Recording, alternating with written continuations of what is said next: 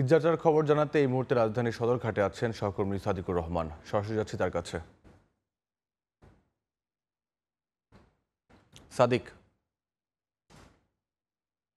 Launch terminal থেকে আসলে দেশের দক্ষিণাঞ্চলের বিভিন্ন জেলায় কিন্তু মানুষজন ফিরে যাচ্ছে। ঈদকে কেন্দ্র করে যে এই যে মানুষের যে বাড়ি ফেরার যে চাপ, সেটা কিন্তু অন্য স্বাভাবিক সময়ের তুলনায় কিন্তু অনেক বেশি। যদিও দেখা যায় যে পদ্মা সেতু হওয়ার পর থেকে কিন্তু এই যে ঈদকে কেন্দ্র করে যে মানুষের আগে যে বাড়তি চাপ অনেক বেশি ছিল সেটা কিন্তু নেই, তবে কিন্তু স্বাভাবিক সময়ের তুলনায় অনেক বেশি আছে এবং যারা যাত্রীরা আছেন তারা স্বস্তিতেই কিন্তু বাড়ি ফিরে যেতে পারছেন।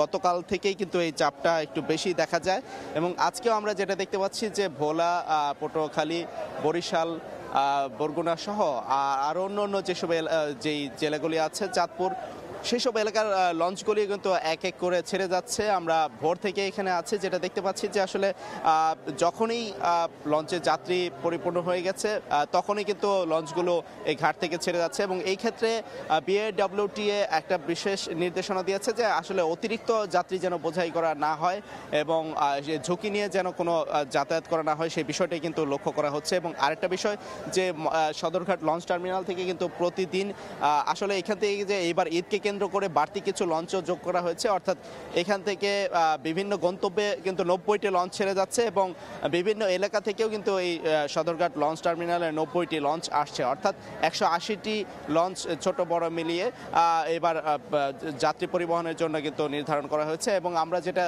যাত্রীদের সাথে কথা বলে দেখেছি যে অনেক সময় যেটা থাকে অভিযোগ যে অতিরিক্ত ভাড়া আদায়, সেই ক্ষেত্রে কিন্তু আমরা কোনো অভিযোগ কিন্তু ওরকম পাইনি, যদিও কয়েকজন অভিযোগ করেছে, কিন্তু সেটা কিন্তু আসলে সব লঞ্চের ক্ষেত্রে কিন্তু এরকম নাই।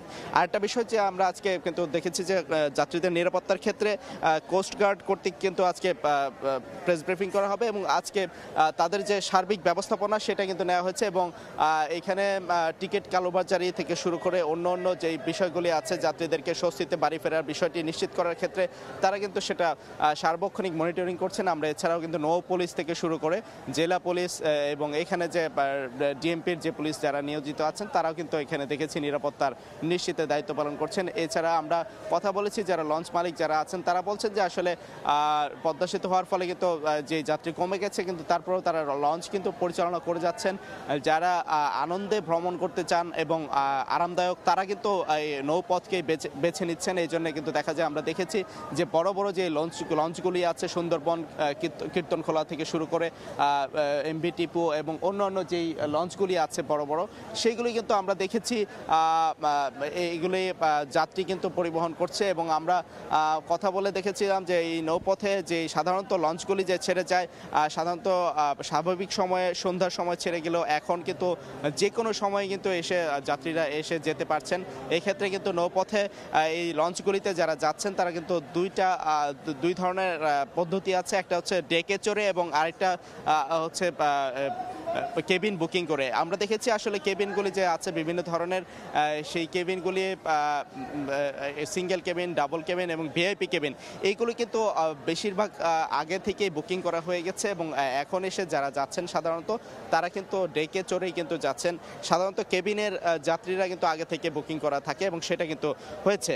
এবং এই যে যাত্রী পরিবহনের ক্ষেত্রে কিন্তু যে ভোগান্তির কথা প্রায় সময় বলা হয়ে থাকে, কারণ এইবার কিন্তু সেটা আমরা দেখতে পাইনি। আমরা দেখেছি যে আসলে যারা যাত্রীরা আছেন তারা ঢাকার বিভিন্ন এলাকায় থেকে যারা চাকরি করেন বা ব্যবসা করেন তারা কিন্তু এইখানে আসছেন এবং তারা বিভিন্ন এলাকায় তাদের নিজ নিজ গন্তব্যে বাড়ি ফিরে যাচ্ছেন এবং সেই ক্ষেত্রে আমরা দেখেছি তাদের মধ্যে কিন্তু একটা আনন্দ উচ্ছ্বাস, কারণ হচ্ছে যে এই যে ঈদের আনন্দটা সেটা কিন্তু বাড়ি ফিরে যাওয়ার যে ভ্রমণটা, যে বাড়ি ফেরার যে যাত্রাটা, সেটা থেকে কিন্তু আসলে ঈদের আনন্দটা শুরু হয় এবং আমরা সেটা দেখেছি যাত্রীরা কিন্তু আনন্দ উচ্ছ্বাস করে তারা খুব স্বস্তিতে বাড়ি ফিরছেন এবং ঈদের আনন্দটা বলা যায় এখান থেকে শুরু হয়ে গেছে।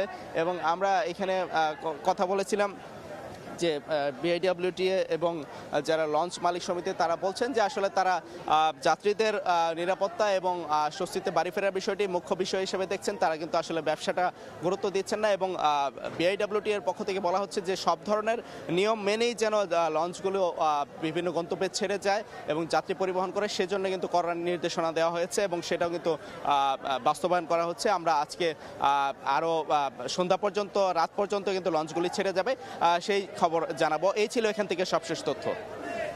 এতক্ষণ যুক্ত ছিলাম রাজধানীর সদরঘাটে।